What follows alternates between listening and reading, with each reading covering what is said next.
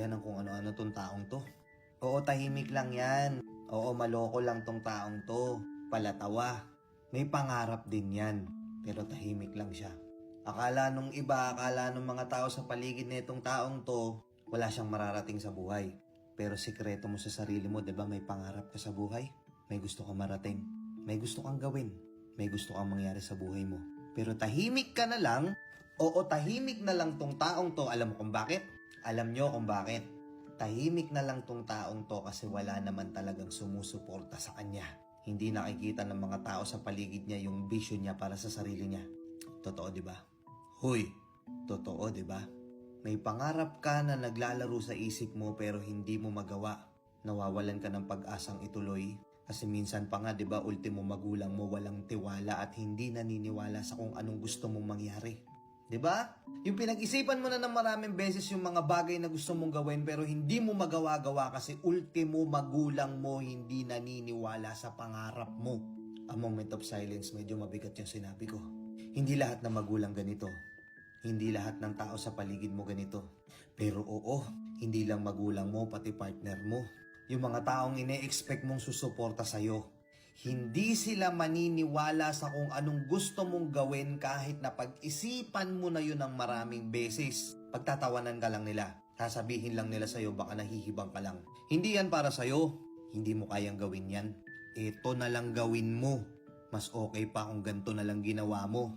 Tignan mo si ganto, ganyan na, ikaw ganyan pa din. Ano ba yan? Nagloloko ka lang. Nagtatarantado ka lang.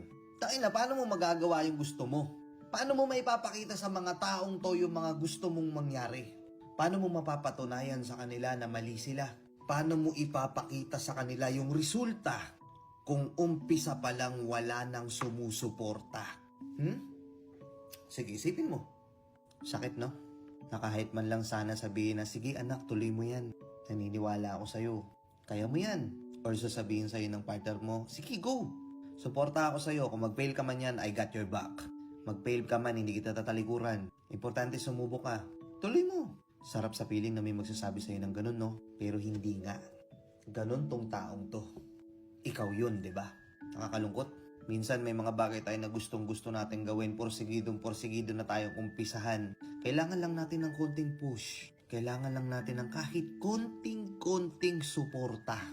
Pero wala tayong natatanggap. Instead, yung mga taong mahal natin, yung mga taong nakapalibot sa atin, sila pa yung unang-unang humahadlang.